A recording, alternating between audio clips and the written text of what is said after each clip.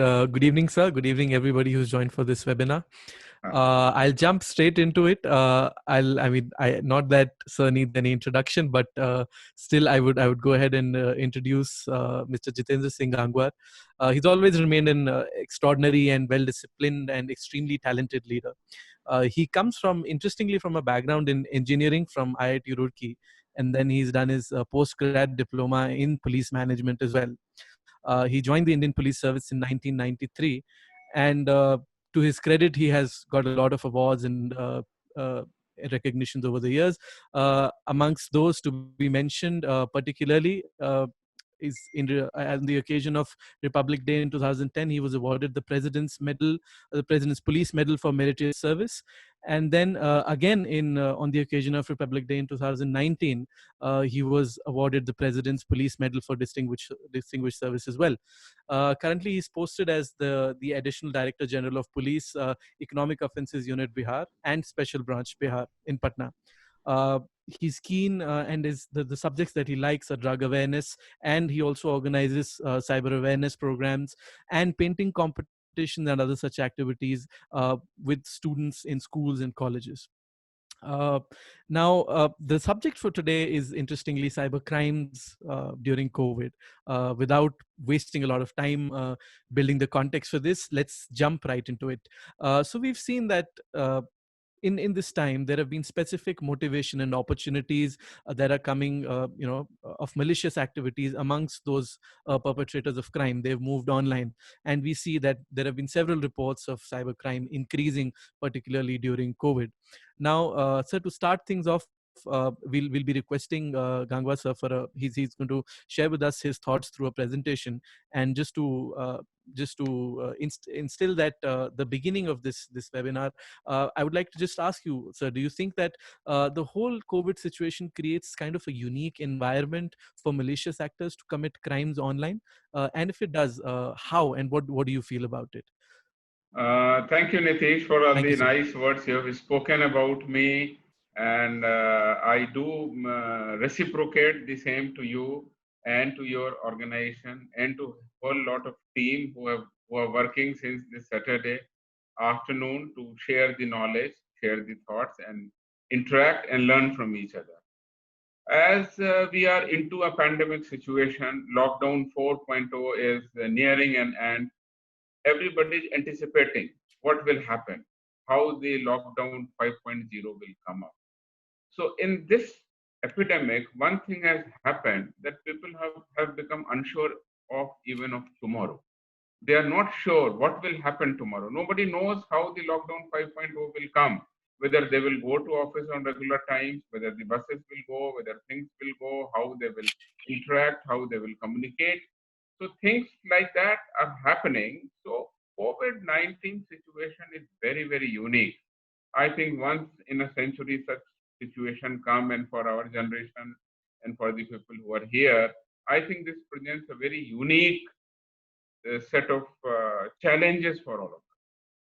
People are unsure, people are worried, people are not very certain about their daily activities. So people have been forced to remain indoors. Work from home has become a normal. People can't go to bank physically, to post office physically, to access their financial services and products, insurance premiums, rents due. Everything is turning online, and everything has become suddenly very, very different for many of us. So I think this presents this uncertainty, ambiguity, and the complexity of this situation presents an opportunity for criminals, for cyber criminals, and for people who are out to break the law, to utilize such opportunities, playing basically on the fear of people, basically on lack of knowledge of the people, basically on the lack of information of the people. So this emotional instability, knowledge gap, information gap is creating a cyber space for criminals to operate on. Yes, I do agree that it's a challenging time. Right, sir. So I'll just I'll start the presentation now. So, Yeah. sir will briefly take us through cybercrime during COVID. I'm just going to try to share this now. Is my screen visible? Yeah. Yeah. Yeah. Yes. Okay, so I'll It's just, visible, and I think it must be visible to all. yeah. So I've started the screen Yeah. share. So Yeah. on your instruction, I'll switch over the slides also. So you can start, sir. Okay. Okay. So just to bring the all the participants on the same platform, and just to understand, and just by way of beginning, what is a cyber crime? As you all understand, it is a crime on the computer. It is a crime by the computer, or is crime through the computers. So computer may be as a tool where you use the computer, or it may be a target.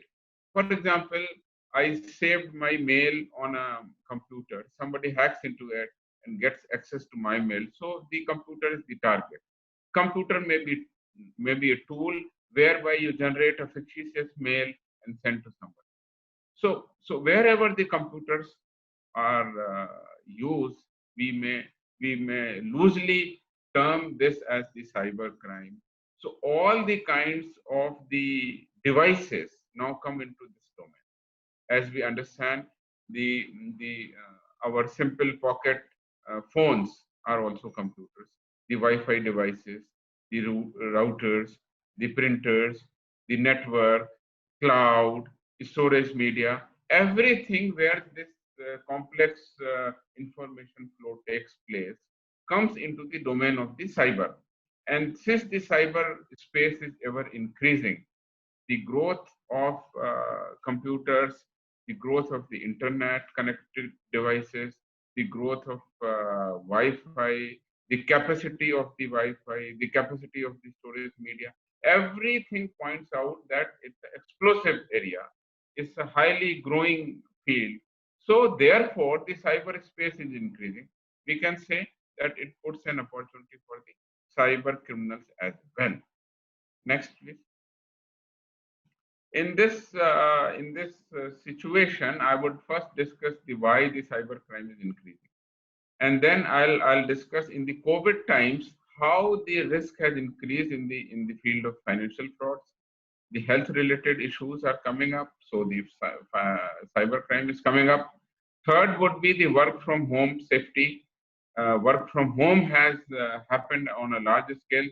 What are the risks? What are the safety tips? And then the crime against women and children, again, would be a focus area of my discussion. I'll take around 4 to 5 minutes on each of these topics. Why cyber crime has increased during COVID times is the issue I had just discussed before. I would say again, basically because people are worried, people are fearful, they are uncertain, there is an info gap, there is a communication gap, people are forcing indoors, have been forced to remain indoors, and they cannot communicate directly. So they have forced to come on the cyberspace, and therefore the opportunities have increased, and so the cybercrime has increased. If we see the NCRB data, it's available only for 2017, but then it's an indication. About 56% of the cyber crime registered for the year 17 were for the fraud, that is the economic fraud, and then followed by sexual exploitation cases and the causing dispute, 4.6%. So already there are different studies. Some studies say that in the month of the March and April, in the European Union, the cyber crime has increased 400%. In one of the papers, it was established. In the other studies, it came out that globally, the 200% cases have been increased in the month of April itself.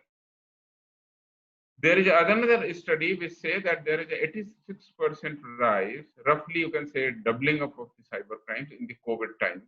So this is quite alarming. The cyber crimes have increased in Maharashtra 25%. The report has come up in a reputed newspaper. In Bihar also, we can say we are seeing the pattern that cyber crimes are on the increase. Primarily because I said the fear factor, uncertain factor, info gap, and secondly because people are remaining on cyber world for a long.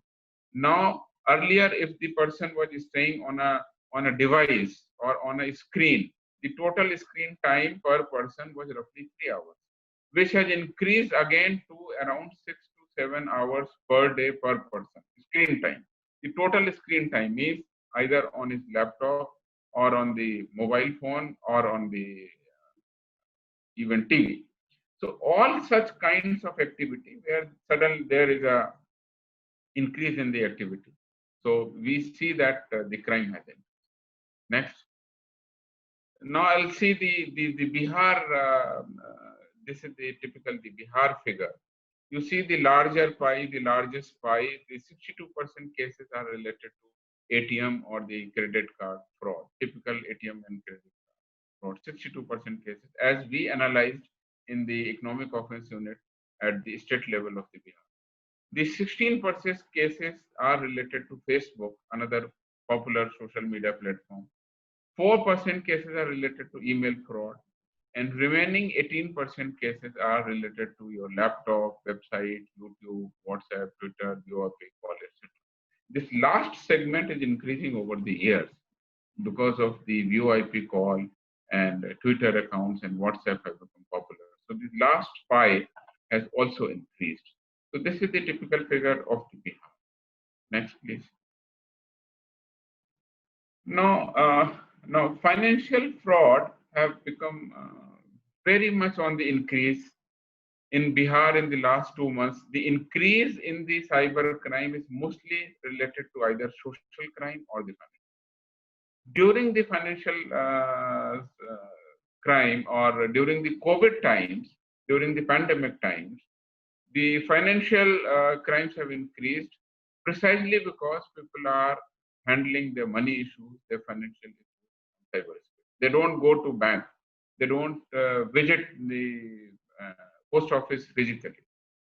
A typical case is PM CARES fund, a much lauded, very well intentioned government of India initiative to cloud source the citizen to fund a novel initiative to fight the COVID pandemic. But even this name was changed by fraudsters. For example, the correct name is PM CARES, but it was changed to PM Care Fund or PM.care or PM Care or PN, where the M was changed to N, and the PN Cares, PM Cares, the last S was changed to E, and PM CARES Fund.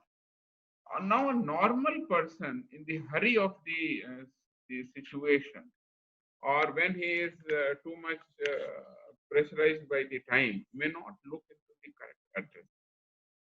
Few people may not even know the correct address. Lot much financial fraud has taken place just by changing the name, creating a duplicate fraud link, and whereby the money is being deposited and being frauded. In Bihar also, we have come across one case where could thankfully catch the criminal, and he was in fact propagating the idea from Delhi. So we can understand how the wrong links are always come up first. That is again a challenge for all of us. But simply we have to be very, very cautious. This is one of the problem area which has come up, especially in the COVID time. Next. Now, remote access mobile scams have become very, very prevalent now. A caller will come up, he will say that he's a bank official, or that your wallet or your bank KYC is not complete, or your debit card is blocked. And then he can say that it can be corrected online, it can be set right online. So he will give you a step-by-step guidance. And then he will say that I'm sharing you an app, you fill up this and submit it to me, and then I'll take care of it. By this link, he is in fact sharing a malware by which whatever you are doing on your screen is shared directly to his screen, and he can see all your credentials, all your critical information, all your passwords, and as soon as you submit it, he is already aware of what you are doing. And in fact, even while you are doing it, he can take control of the account and take out your money. So the issue again is very, very serious. It has happened in Bihar. It may happen in elsewhere. The reports have come up that this is now the most popular fraudster trick, whereby they can take control of your screen. Now, most of the people do understand now, by now, through awareness campaign is that you don't have to share the OTP, you don't have to tell your date of birth or bank account. They will say, I haven't done anything. I haven't shared anything. How come my bank account was emptied in minutes and seconds? This is the answer. This must also be told to people through awareness campaigns that clicking on such suspicious links, the criminals can get hold of your screen, and in fact, it is a duplicate of what you are doing. It's a mirroring. In fact, this whole remote access mobile, remote access screen sharing concept was developed to handle the complex problems of science, space, exploration, where multiple scientists are working across geographic locations. So they can share their locations, they can share your work, and instantaneous decisions can be taken. It was for the solving the complex scientific problems that this app was, this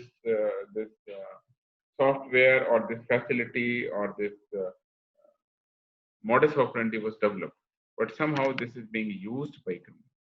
So this again is very, very challenging in the COVID time. People say that we haven't shared anything. How come this has happened? Next. Now, typical message which comes is you have been approved of an income tax refund of so much, so much, so much. It can be credited of this much refund to your bank account, and they will give some account number, knowing fully well that this is not your account number. And then they will give a link and say that please update your bank account information by this link. Now, this is the trick. This is not the actual link. This is not the actual place where you should go. And in fact, you must think twice that why somebody is refunding me a money. Do I really need a refund from income tax? That is the problem. And such links are coming. People are filing it. People are falling prey to such. We have developed a method by which in Bihar we are sharing awareness material daily through our unique methods, which I'll share in the last. And we are always telling in local Hindi language as well as in the English that don't click such line, such links. The links are always in a blue line. So we always say, नीली line को नहीं खोलना है, नहीं तो आपके सारे bank accounts will go to you. So this we are sharing every day. This is the screen which we are showing you, and we are giving such messages to public. And we are also giving such messages which are refund here, that income tax or the such refund messages are coming. Don't come into their trick. That is the message. Next. Now, financial crimes we have discussed. In fact, the main motive of the criminals is financial only. And such crimes are happening even before it was happening. 2 or 3 more modus operandi have come up, which I'll just share, although it is not in the PowerPoint. One is the fake donations. Multiple fake donations have come up from this NGO, that NGO, or the religious bodies or the charities, which say that you donate to our fund, part of the money will be refunded to you as per the income tax clause, that if you deposit in such NGO charity which are exempted from the income tax, your money, you can claim deductions in the income tax. So such fraud is also coming. There are also the cases of like deferment of loan. People are getting messages that your loan has been deferred, you don't have to pay anything. Just click this line and fill up your details. There are messages which are coming like your rent your 3 month rent, electricity rent, land rent, or water rent, or whatever you will not have to pay. Just fill up your detail here.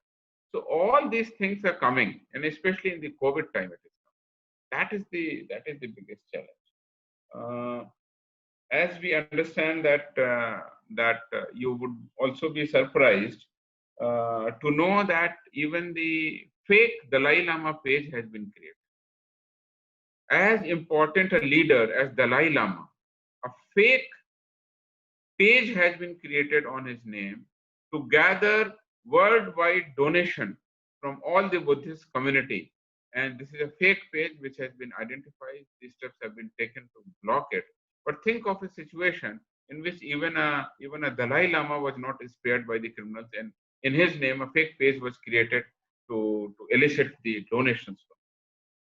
And you will not believe, but it is a true that as soon as the COVID pandemic emerged, especially in the US and the European Union, not many domain names have been registered by the fraudsters.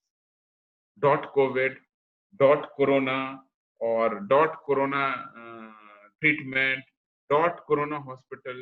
So many domain names have been created which were earlier not used, used or earlier not thought of by the people. But the criminals were thinking ahead. They have already created such names to propagate their websites and things like that. That is the biggest issue in the financial. The second point which I am coming now is on the health issues. The health related scams have increased during the COVID time. Now we all understand what is a COVID is. It's a pandemic virus. It has a cycle. It will infect. What are the symptoms? What are the treatments? Where to go? All this. But even then, every day the new information is coming in the public, which the public wants to know. They go to a site, they Google, and they find that fake name is coming. For example, the registered domains like coronavirus, I have told all this have come. Some may be legitimate, but most of them may be illegitimate. They spread the malware, phishing. There is a famous new malware which has come up, which is in the form of the COVID-19 map.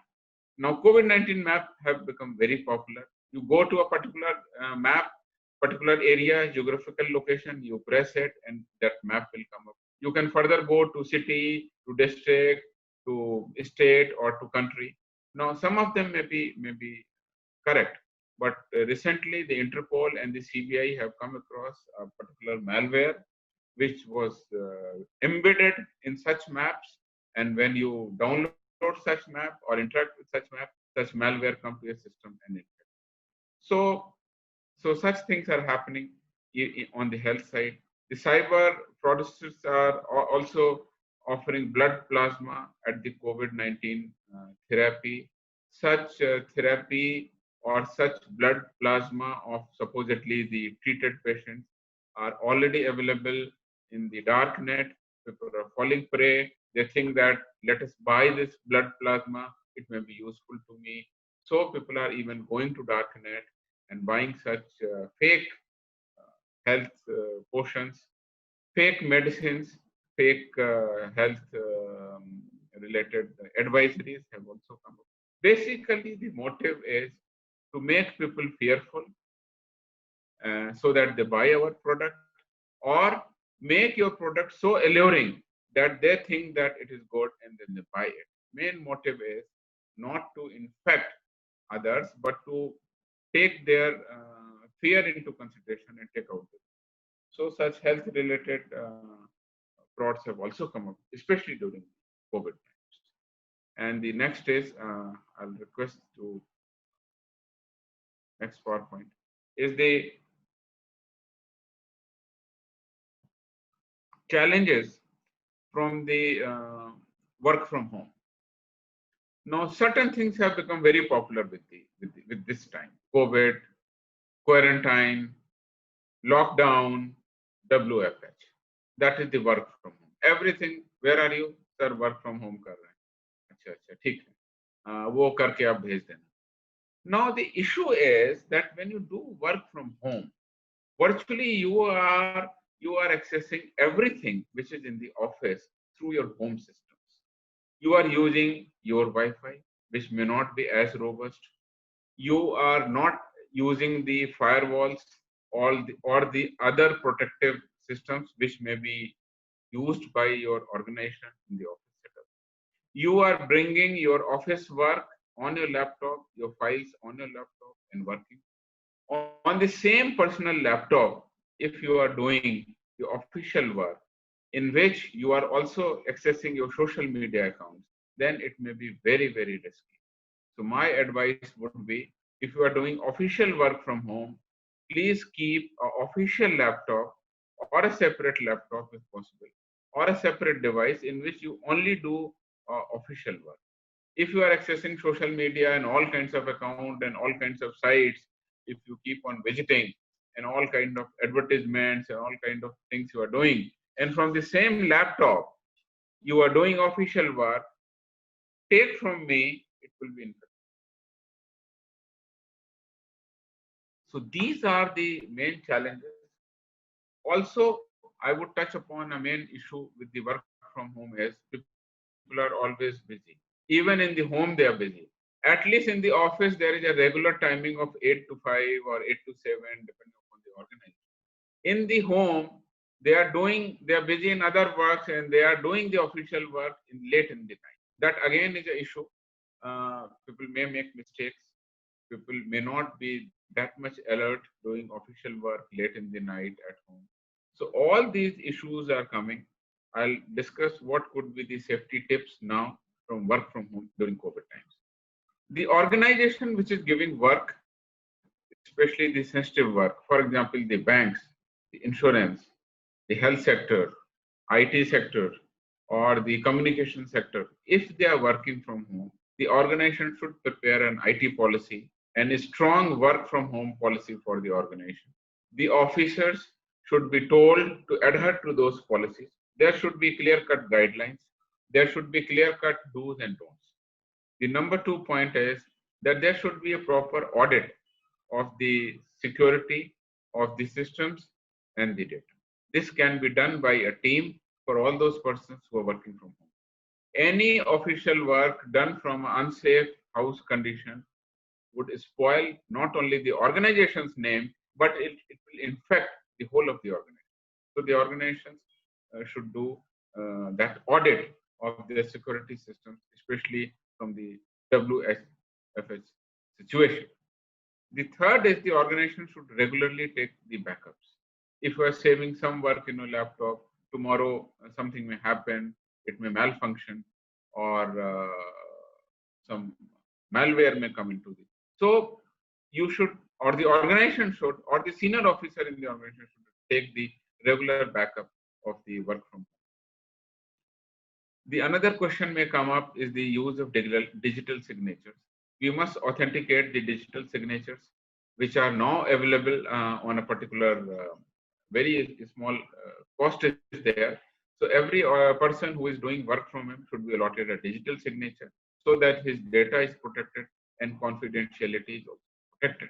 All the people who are working from work from home situation should have the digital signature. At least the organization should. A strong password should be there. As we all know, 8 to 10 words long, all kinds of combinations of special characters, uppercase, lowercase, not very regular kind of passwords, not easy to remember, or not correlating with your date of birth or your bank account or your GPF number or your name or your surname or your place or your post. Like if I'm in the police, if I write my password as the police, then it's very easy to get.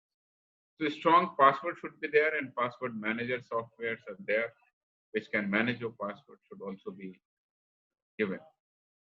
Robust firewalls should be there, or we can have a VPN kind of a setup in which directly, if you are connecting to Wi-Fi, your data is routed through VPN so that it is more safe. Overall, it needs a security awareness training.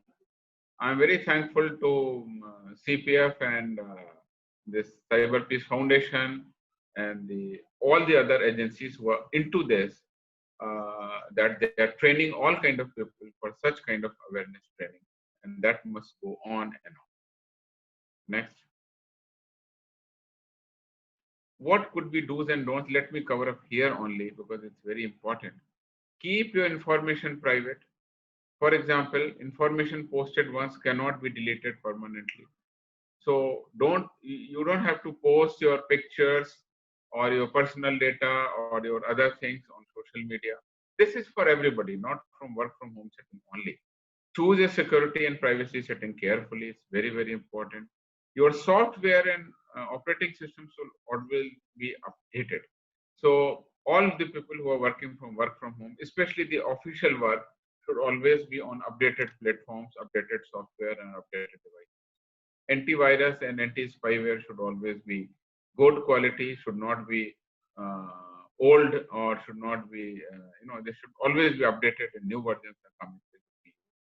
Anonymous, whatever we want to say about anonymity, I cannot say about work from home, but if you are doing any personal important work, you can use other tools where you can keep yourself anonymous. And Tor is one of them, but there are many other anonymous tools where you can remain anonymous at work. Your don't call registry or block abusers and invaders or report abuse is also very, very important. As soon as you come across anything which is unlawful, which is illegal, which is bothering you, which is making you uncomfortable, should always be reported. There are platforms are there. Wi-Fi should also be closed when not in use. We normally don't do it. We always think that Wi-Fi is something like air. It's in the air. Like air is free, Wi-Fi is free, so we should not close it. Rarely there are people who close their Wi-Fi. Even in the night, they say that, okay, raat mein download aayega, things will come. So why should I close my Wi-Fi? At least they should be closed to understand that if there is a leakage, at least when you restart, that leakage will be stopped. So Wi-Fi. Similarly, is the logout from the social media. We rarely log out from our social media. We are always logged in. That always creates an opportunity for the cyber. Whenever we are taking a service, and we always say, okay, and go about it and accept it without reading it. At least we should be aware. We should always take the feedback from any particular app or social media when we are using it. We should read terms of use, or we should at least have some friends who can advise you whether this is a good app or not. And you should always take a very informed view, very knowledgeable view about when you are using a particular service, any online service. App is just one of them. When we want to access a particular website, don't go into Google and find this name. Type the URL of the website directly into the address bar. Because we have seen many cases, if you ask from the Google helpline of particular bank, they will always throw up a helpline which is not genuine. Fraudsters have tricked the Google software in such a manner that they have boosted their fraud links in such a manner that whenever you ask from Google, most likely, I would not say always, most likely the fake address will come. Maintain backup, good antivirus, strong password. I have already told.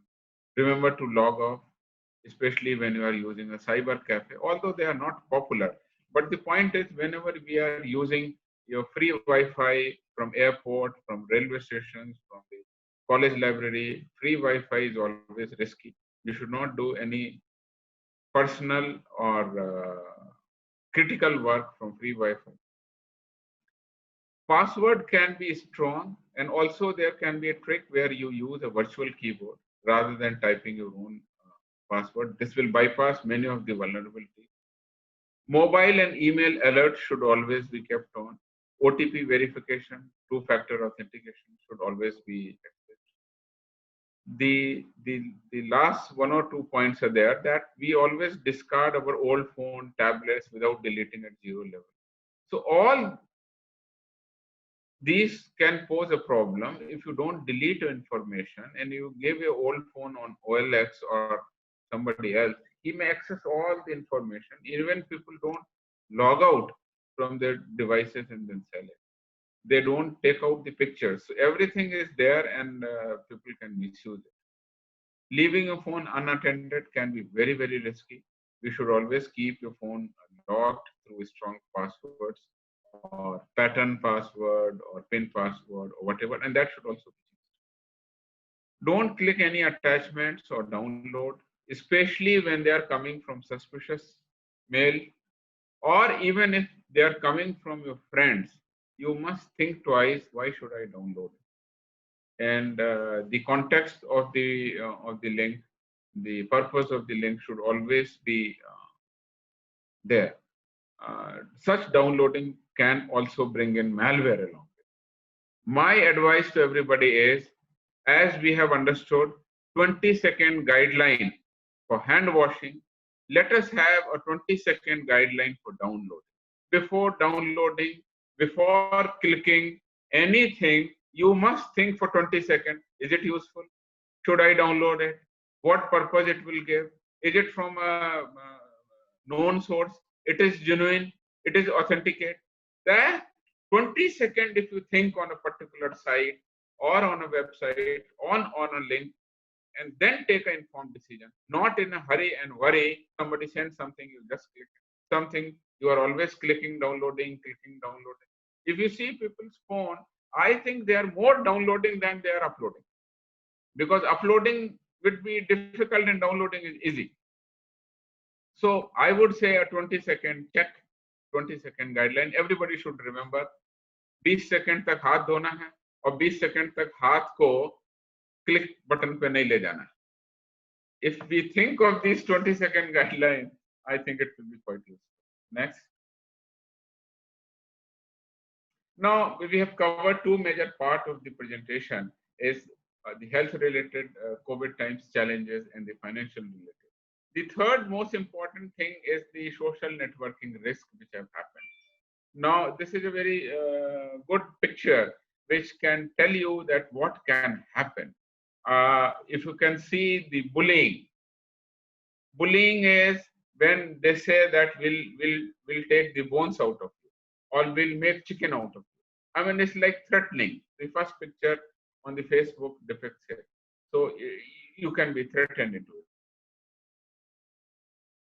Beautiful peacock, but how you are shown is a vulture. So people will defame you. They will bring out the most negative part, the unexisting negativity in you, and defame you on the social. And then the chatting is that you are chatting for last 2 weeks. And now they are saying we should meet now. And on the other side is a lion, hungry lion, who may just eat up deer.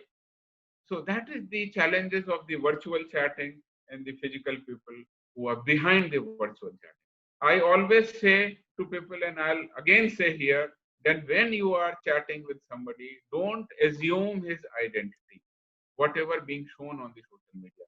If he's showing a picture of a beautiful lady, you don't think that it is a lady. Think that he may be a man, he may be a criminal. If you are chatting with a person of 30 years of age, you may think of that you are chatting with a person of 60 years of age. Identities can be changed in a digital matter, in a manner to lure you. So that is the challenge. And posting children's movement online is the fourth picture of the day, which can always remain in our mind is, as soon as the duck writes, my son is going to school, and the criminal or the predator in the bushes can understand, okay, that means the small duck or the child is going to school and he can track the movement. It has happened in Bihar. It will happen across the country. It will happen in the worldwide. People are posting the social media pictures, watching movie so-and-so at theater so-and-so at seat number so-and-so. Now everybody will come to know that you will not come at least before 2 hours or 3 hours to your home back. So it is a good time to burglar. In one of the cases, One of the family posted a picture. Okay, we are going to Vaishno Devi for a darshan of Devi Mata. The ticket was posted. The journey was 3 days after. The criminals manipulated. The moment they boarded the train, 5 hours after, they struck their house or they took out all their luggage and things, and they wrote back on the house door, they wrote back Jai Mata Di, because they were aware that whole family is going to a particular temple, and they are not likely to come back before 4 or 5 days. Posting unnecessary things, posting unnecessary detail, bragging, and posting all kind of detail on social media are always fraught with the risk, and especially the women and the children are targeted. That is what I want to say. Next.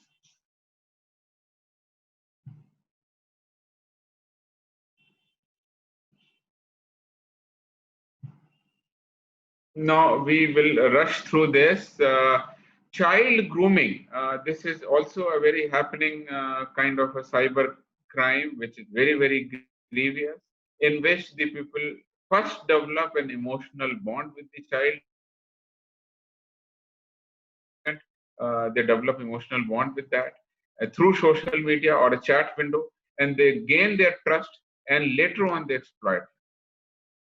So what can be done is parents should discuss the responsible use of social media. We should also educate them how to select friends, how to make friends in the cyber world, how to keep your strong privacy settings so that unwanted people don't come into your cyberspace. In fact, cyberspace is a security net. The howsoever tight you will keep it, people will try to enter into it, and so we should be very, very careful about this, especially the children when they are doing the online work from home nowadays, and even doing the study, taking the coaching tutorial and other. Next.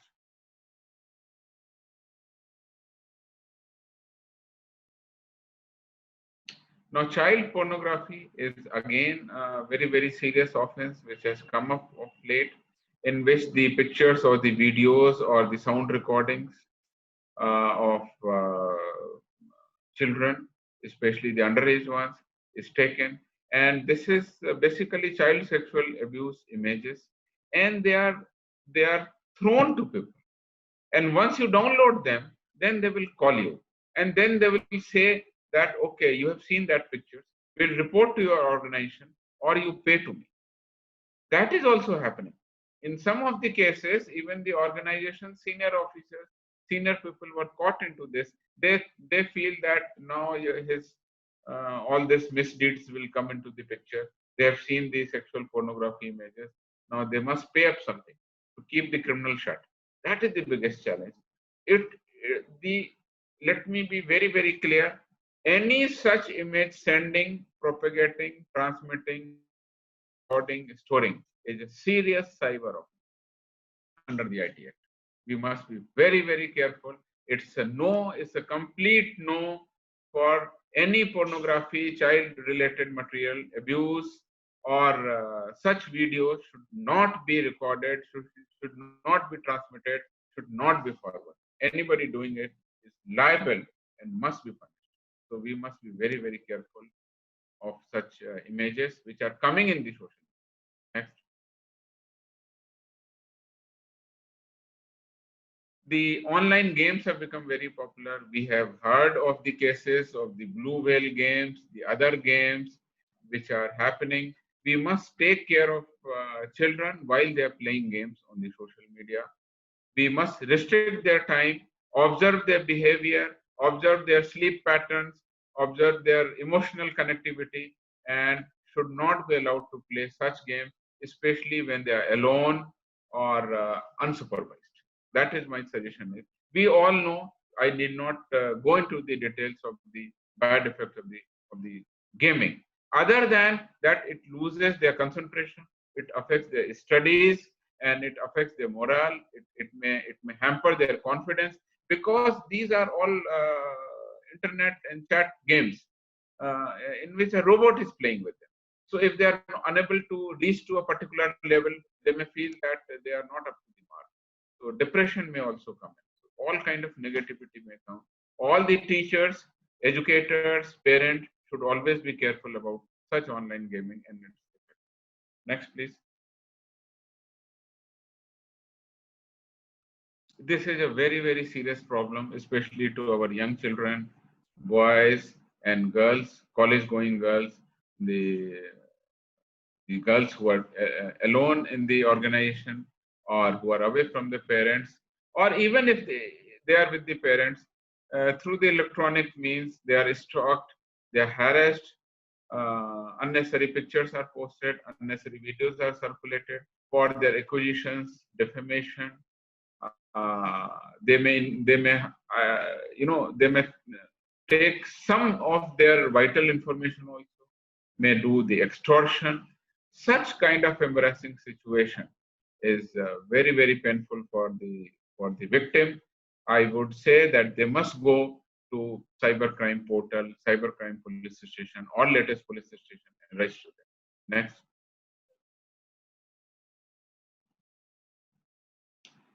Children privacy is again very, very important. I think I should just read it out because all the points are already covered. I'll just say that children on the internet are vulnerable to attack by pedophiles, child predators, cyber stalkers, and other criminals. What is the motive? Motive may be sexual gratification or the extortion.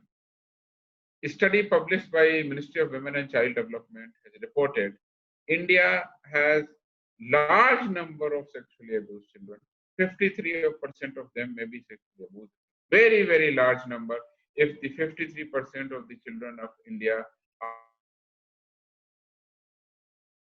you must raise an alarm for all persons, educators, media persons, and people like us. We should be aware of this.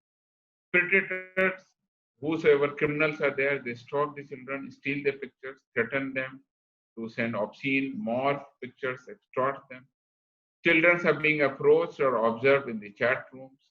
In their identities, location, vulnerability, which we discussed before, are also being sourced from the material online. So what we can do is now we can take the 5-6 points. One is to use the filters. Unnecessary information should not be given. Need for school to teach online safety to children is a very, very important issue, because in the school we are teaching all kind of computers and IT, but teaching online safety should be the first priority. Parents and school should always keep the close watch on the internet activity. Need for IT policy for the schools, even if they are giving now the homework, there should be clear-cut policy. Parents should also set norms of screen time and internet uses. Unlimited screen time, late night screen time, unlimited internet use is bad for the physical health, mental health, and well-being of the child. We must always be aware. Children below 13 years of age should not be on the social media. But I understand that there are certain parents who have created the social media accounts for the children, even if they are 10 years or 7 years, by fudging the age. So it's not good. We are not setting good example. We must always be very, very careful about this. Next. Now, the important part of my whole presentation was, and I'm nearing end, is what should be done. Now, so many things are happening: financial fraud, cases related to children, women, cases, financial frauds, health-related, work from home challenges are there. What can be done? I must inform everybody, although all of you may be aware of it, is that Government of India since last year has created a nationwide site, very user-friendly site, where you can report your cyber crime. And you can go on cybercrime.gov.in. It has two kind of facilities. One is you can report anonymously, other is you can report track. So in which you have to give a mobile number, whatever happens, your feedback will come. There are helpline numbers, there are different kind of helpline. I've noted it down here. 155260 is the cybercrime related helpline. The children helpline number, national level, is 1098. Women helpline, again on a national level, is 1091. For the Bihar, I have given certain numbers, cybercell-bih@nic.n, and the number of the Bihar 0612 is the code, 2216236. Similar cyber cells are now existing across all the states. So whosoever is listening, they must get in touch with it, and you can go and report the crime. Next.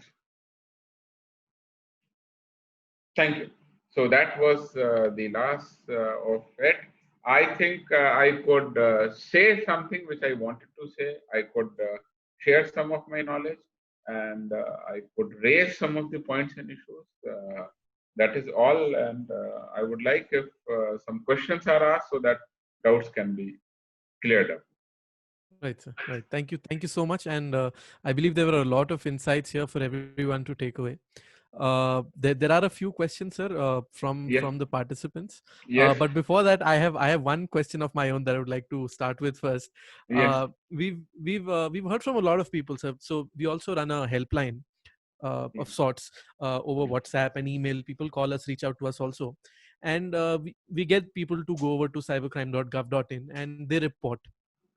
Sometimes, I mean, a lot of times what happens is they say that the complaint is not followed through, or they go to their local police station and the complaint is not registered sometimes, and they're not satisfied. So in those cases, how would you advise somebody to proceed once they have reported on cybercrime.gov.in and nothing has happened, and they've also, let's say, reported to the local police station, and they want to do something after that? Who is the authority that they can reach out to in those cases? Correct. Your question is well informed, well articulated, and I do understand that there may be certain cases where the cases are not followed up. But let me tell you, NCRP portal, the National Cybercrime Reporting Portal, is now open for all kind of cybercrime. It was earlier open only for 3-4 kinds of cases. For example, CSAM, that is the child sexually abuse material, or it was for rape and gang rape videos only, followed because of the Nirbhaya case. Now, slowly and slowly, it has been open to all the cybercrime cases also. Why there is a delay? It may be a genuine delay. The numbers which you have provided may not be correct. The link which you may have provided may not be correct, or the follow-up machinery of the police or the investigating agencies may not reach up to the particular level. The call, suppose a threatening call you are getting from UIP call, to get a data from a foreign server is very, very difficult. So some may be the genuine delay and difficulty in obtaining the information and addressing the grievances. But most of the grievances are now slowly and slowly being attended to. And we always take care of grievances related to women, children, financial frauds. Thankfully, now more and more people, like your organizations, are bringing people together from across the country. More and more police forces are also integrated. And there is always already a talk in the government of India that how the cyber crime investigation can be coordinated. Hopefully, things will be improved. As far as your grievance redressal is, you should always follow up with the email, with the phone call, or with the WhatsApp saying that my grievance is not redressed. Through post also, you can meet the senior officers of the organization saying that my grievance is not met. That is what I can say. Follow, and follow. I think the things will come into a place where everybody is satisfied.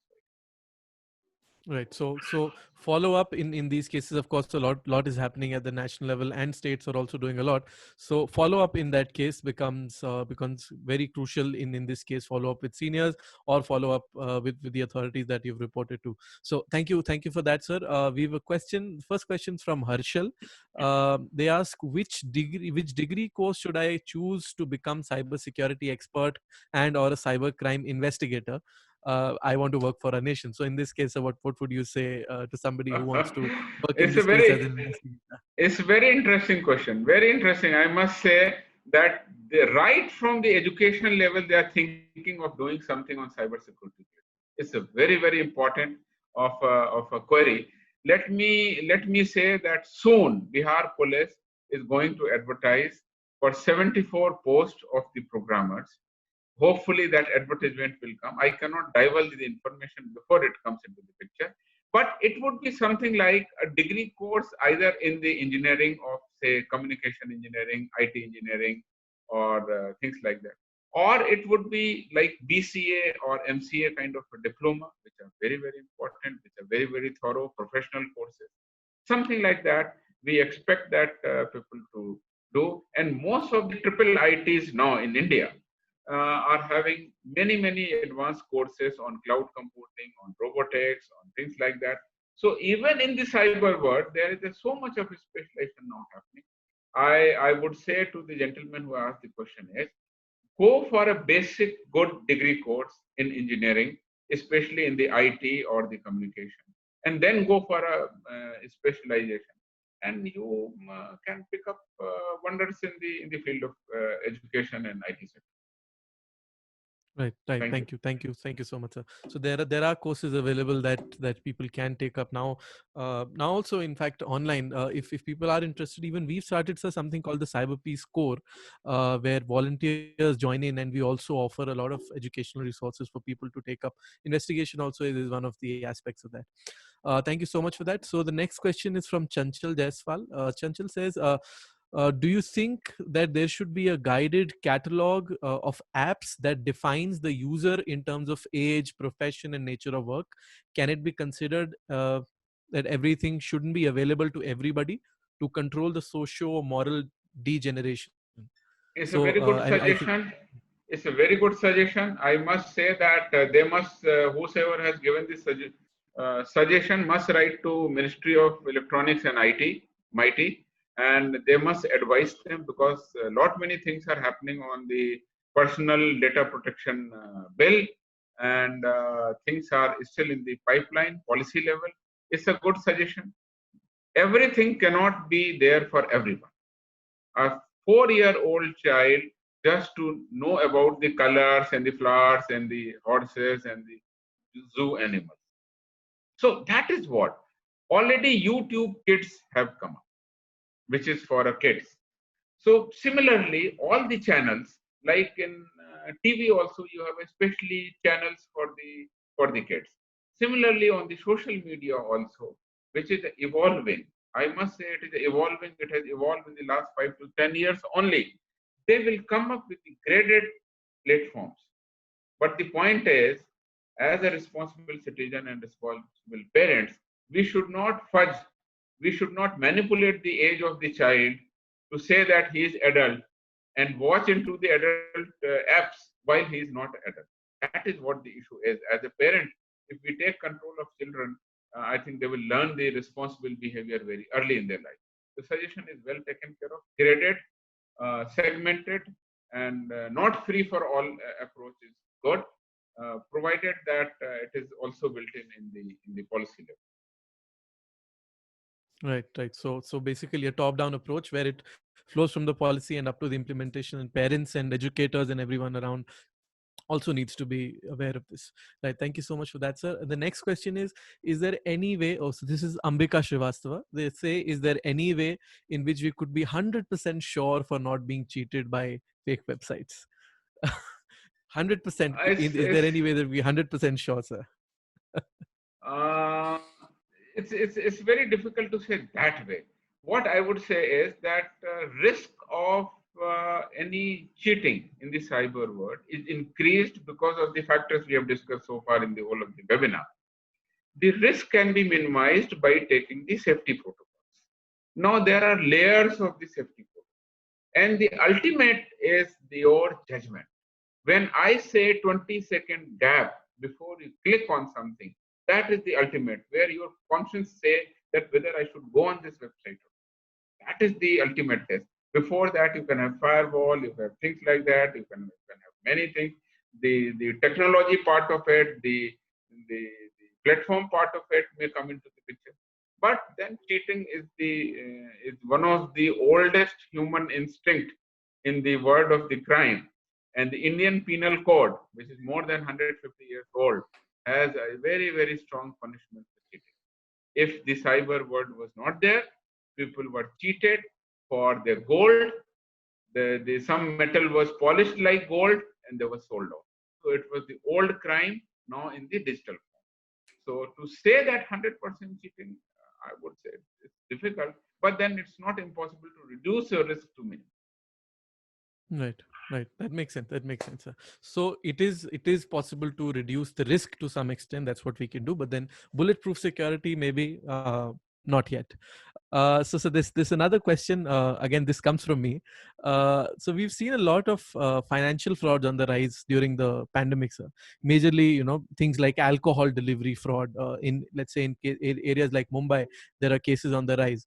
So what are some steps that a citizen should take when, let's say, they've transferred money to a malicious actor, some criminal, and then the million or the, yeah, maybe the question worth crores of rupees, can someone get their money back if it has been transferred to a fraudster in this manner once the money is transferred after that? Yeah, that is true. That is true. Let me answer your question in two parts.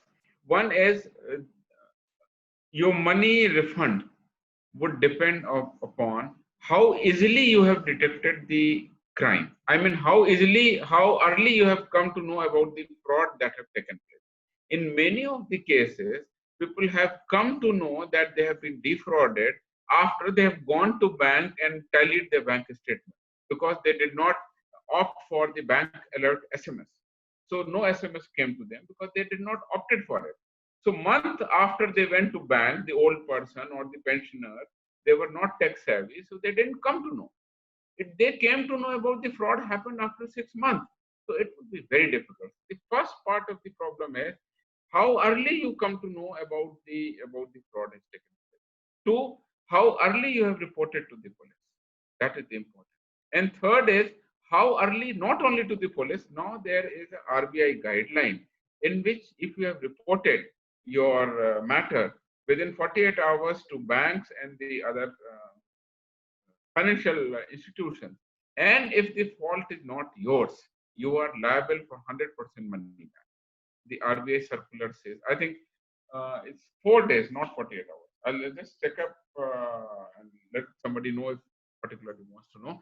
It's a RBI circular which says that if the fault is not, the clause is if the fault is not. So Right, like fraud debit cards, somebody has made yes, a clone debit card, and yes, your debit card is with you, and somebody has made a debit card clone and takes out the money. You can go to the bank and say, sir, my credit card is with me. How somebody has taken money from my bank account through a clone? This is your default in the service, so you are liable to refund back. And many of the cases, such default uh, payments or such money back has taken place. But if the fault is yours, like you have downloaded a malicious malware, you have yourself told person about the OTP and the password and other credentials, then it is up to the police investigation to find that person, that criminal, seize his property, and then through the court order, which becomes a very, very lengthy process, you can get a refund. So that may take very, very long. right, right. That is Thank you so much for that, sir. Thank you so much.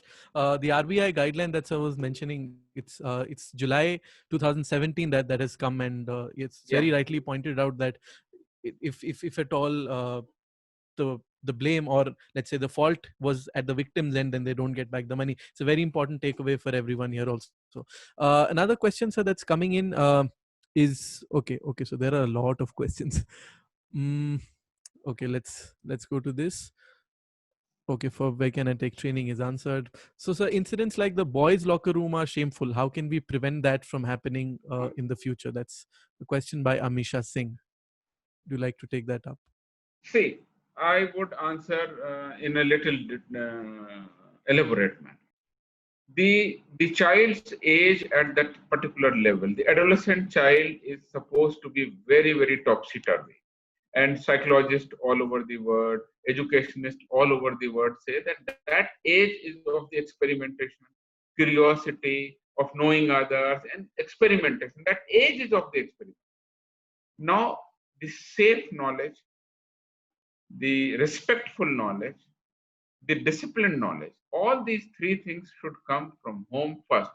All those children, if we investigate properly, either the parents did not have the time for the children, or they did not discuss with their children, or the schools were not careful to understand the behavior of the children. And they form a group. Once the teenage boys form a group or the chat box, they can discuss anything. That is the technologically very, very difficult to stream in or the log in or the log out. Although at the technology level, things are being taken care of. The suspicious, malicious, or the websites having pornographic contents are being banned increasingly. But still, you can find loopholes in the system and download them. I think the first priority should be with the children's education, adolescent education, their mindset, their behavior, their understanding at the home level, at the parents level, and thereafter at the level of the technology and others. I think education and awareness are the key, and such seminars should always be held. Why don't you have a seminar only for the adolescent children? That would be wonderful. At least we must understand their mind. Right, Thank you. right. Thank you so much, sir. Okay, so I think we've answered this. What can a person do after he's a victim of a certain fraud? Okay, so this is another interesting thing, sir. According to recent news, this question is by Muskan Roy. They say that CBSE board students are receiving fake calls asking for fees to increase their board marks. Shouldn't there be proper advisory and awareness regarding this? I think that's in order. That will definitely come out. They say that they even saw this news on a few websites. It's being said that the victims could inform the police, but why even let it happen? Yeah, that is true. See, the criminal always see an opportunity in every adversity. The pandemic is an adversity, it's a problem for every one of us, but the criminals see an opportunity in that. That is the issue. They will, as soon as you come out with an advertisement for a particular appointment, they will come up, okay, you appoint here, we'll give you free coaching, we'll ensure you guarantee of admission. And once the result will come out, they will say, okay, no mark, we'll give you grace mark, we'll pass you, things like that. People fall prey to it because of the greed, because of lack of knowledge, lack of awareness. I would say any teacher who is attending the seminar or the student or the parent, even if they come to know of any of such malicious activity, they must report to the police or they must report to the cybercrime.gov.in and they report, anonymously. So we will take care of that. We'll try to be as fast as possible so that at least these are blocked. That is what. Thank you. Right, sir. So I'll just request all the participants, if you have some questions, we'll do just the last two questions. I'll give you 5, maybe 2 minutes for that. So before that, just one more question from my side. What happens, sir, when somebody starts a false rumor about a lockdown rule, a new notification change about the pandemic particularly? Does that also constitute a cyber crime, and is that punishable by the law? It's always a crime to create a rumor which creates a potential law and order situation or creates a confusion in the society or brings community into the war with each other. It's a misinformation campaign, which can say disinformation campaign, fake news. All these are categories which can agitate the mind of people, and they can always surely be reported. But I would say that people, when they are on social media, they should always believe their instinct first rather than the news visit them. I'll just share one example. 2 days back, I was on a social media. I was part of the group in which a news come. Breaking news, the election schedule of the Bihar Assembly election 2019 has been announced. And then there was a whole schedule. First phase election, second. I said, how come Bihar elections are in the month of November? How come they are announced in the May? And how come? Then I checked up because immediately came to know it's an old schedule. So it was the schedule of 2010 elections, which was just printed, and the top of it, it was written that breaking news and the election schedule has come up. So that person has been now checked off from the group and reprimanded by everybody that don't spread false rumors. So people just forward the news, whatever comes to their fingertips, and without even application of the mind. I always say the takeaway from this webinar is 20-second waiting period. Think 20 seconds, wash your hand 20 seconds, think 20 seconds before forwarding, accepting, downloading. Thank you. Right. Thank you so much, sir. I think just one last question, and maybe this wraps it up. This could sum up the law enforcement angle in this also. This question comes in from Rupesh, who says, "What support should a victim expect from the law enforcement?" I mean, in simple terms, what are those things that the law enforcement will do once we report to them? What is the support that we get from the law enforcement? A victim has all the support of the government. It has all the support of the Constitution of India. We all work for the law enforcement. We are there for the rule-based society and the law-based society. Anybody who breaks the law will be put behind the bar. That is what our endeavor is. We always seek the support of the victim in assisting the police in the formalities, in the evidence, in the court, so that he is ultimately punished. As soon as victim comes to us, we always sympathize with him, take down his narrative, take down his evidences which he is bringing, and try to register in formality and go into that. We are also starting a psychological counseling center. Always, some of the schools in the bigger cities have already formed the parents group in which the psychological support center is there. I would request if CPF, which is now a very big and renowned organization, can think of a helpline in which the psychological support is given and it is linked to all the law enforcement agencies. We do the legal part, we do the investigation part, we do the other part. You do the psychological counseling part of the victim, at least talking to him on a telephone, on a cell phone, giving him some messages. That kind of victim support system, it is not existing in India right now. But for the women, for the children, there are some schemes in which the support system is there. But on the cyber crime specifically, if we can work together. And I would request if you can start up this facility in Bihar. We will be thankful. We will be the first state to come up if it happens of the victim counseling and support system in the cyberspace. Thank you. Right. So just to add on to that, sir, we do have a WhatsApp helpline running right now, and also on call. So we've collaborated with a few organizations like NIMHANS and AIMS. NIMHANS in Bangalore and AIMS that particularly work on cyber psychology related issues. So if there's somebody who needs counseling over the phone or in person, we do help victims from time to time to get in touch with counselors. Also, like you mentioned, because Okay. that's something that we've also realized, like you mentioned, yeah. But again, at an institution level, maybe we need to do a lot more. No, That's my further query to you is how many complaints you handle daily on that WhatsApp number? Not How a many lot. So the complaints do volumes, complain? the volume's not a lot. About if I am not wrong, I mean, I'm not handling that, but if I'm not wrong, it's on the upsides of 50, sir. About a day. It's not a lot. So what I would suggest is that if you can enlist the panelists in Bihar, or you Right. can guide us, we'll enlist a panelist and we'll form a local, for in Hindi or the local languages, they may be more comfortable. So we can form a group of such people in Bihar, and especially for this local area. Right. That's Right. great. We'll get back to you, sir, on that. Yeah. On that note, I think we've picked your brain a lot today, and thank you so much for all the answers. I'd now like to request Vineetji to thank sir, and then we'll close the session for today. Right. So Thank you. thank you so much, sir. In fact, as always, you have been a wealth of information. Or like last session, we felt that the time given to you was inadequate. See, that's the reason we actually wanted to have a separate session with you. And today again, we got a lot of information plus the, uh, uh, I mean, suggestion given by you to think 20 seconds. I think that is something that I am going to personally make a mention to everyone.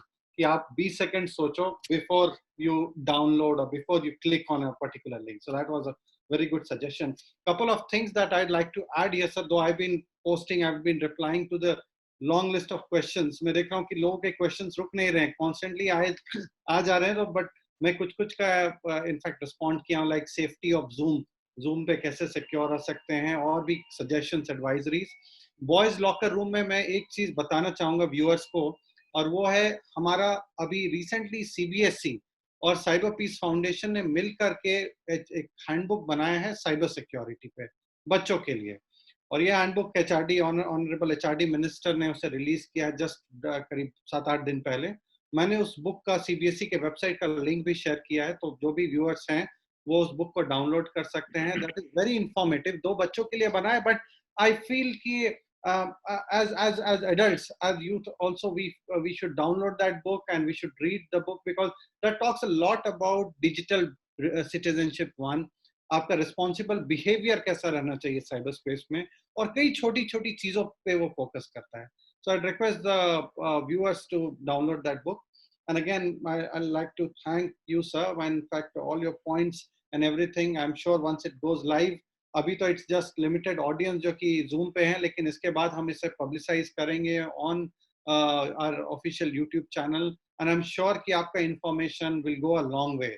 और एक rule जो हम Cyber Peace Foundation में follow करते हैं is like एक person एक chain का काम करता है, and that person teaches 5 others, each one teach 5 sort of a concept.